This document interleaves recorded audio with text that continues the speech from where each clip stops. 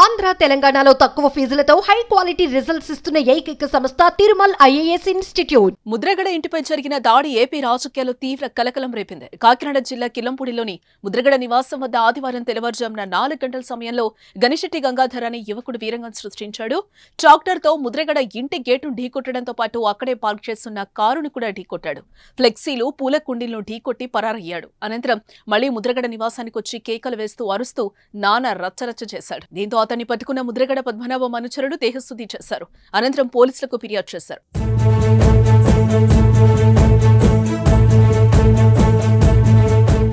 అయితే నిందితుడు గంగాధర్ జై జనసేన అని అరిచినట్లు తెలియటంతో అతడు జనసేన పార్టీ కార్యకర్తగా భావించారు. కానీ అతడికి జనసేన పార్టీకి ఎలాంటి సంబంధం లేదు అని ఆ పార్టీ ప్రకటించింది.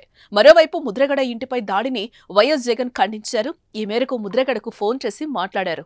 నివాసంపై దాడి ఘటనకు సంబంధించి పూర్తి వివరాలు అడిగి తెలుసుకున్నారు. ఇలాంటి ఘటనలు జరగడం దురదృష్టకరమని అన్నారు. ఎప్పుడూ పార్టీ అండగా ఉంటుందని ముద్రగడ పద్మనాభంకు వైసీపీ అధినేత వైఎస్ జగన్ భరోసానిచ్చారు. జగన్ తో పాటు వైసీపీ మంత్రులు కూడా ముద్రగడ ఇంటిపై దాడిని ఖండించడంతో పాటు ఆయన పరామర్శించారు.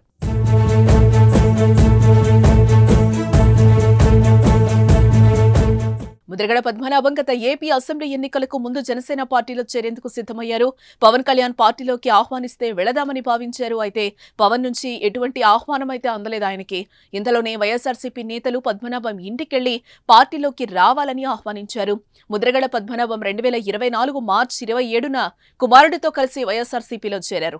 ఎన్నికల్లో వైసీపీ విజయం కోసం పనిచేశారు. ప్రధానంగా పిఠాపురంలో పవన్ కళ్యాణ్ ని ఓడించేందుకు ముద్రగడ పావులు కదిపారు. ఈ సమయంలోనే పిఠాపురం నియోజకవర్గంలో పవన్ కళ్యాణ్ ను ఓడించకపోతే తన పేరు మార్చుకుంటారని సవాల్ చేశారు. చివరికి ఆ ఎన్నికల్లో పవన్ కళ్యాణ్ గెలవడంతో ఫలితాల తర్వాత మీడియా ముందుకొచ్చిన ముద్రగడ తన సవాల్కు కట్టుబడి ఉన్నానని చెప్పి ముద్రగడ పద్మనాభంగా ఉన్న తన పేరును ముద్రగడ పద్మనాభరెడ్డిగా మార్చుకున్నారు. కూటమి గెలుపు అనంతరం ప్రభుత్వంపై అడపాదడపా విమర్శలు చేస్తున్నారే తప్ప పెద్దగా యాక్టివ్ గా లేరు. తాజాగా ఆయన ఇంటిపై దాడి జరగడం తీవ్ర చర్చనీయాంశమైంది. ఏం చేస్తున్నా ఇక్కడ పని ఏంటి నీకు అంటున్నాను? తాతయ్య కోసం పద్మనాభం తాత రాజనాలు బాబురావు గారు మనం ఎప్పుడు వచ్చా నువ్వు? రాత్రి వచ్చాను, ఇప్పుడు వచ్చాను. రాత్రి వచ్చి ఏం చేసావు? రచ్చ చేశాను. రచ్చ చేసావా? మామూలు కాదు,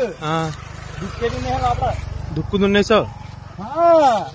తగ్గేది పుష్పరాజు ట్రాక్టర్ ఏది? తాటర వస్తుంది. రాత్రి వచ్చింది కదంటే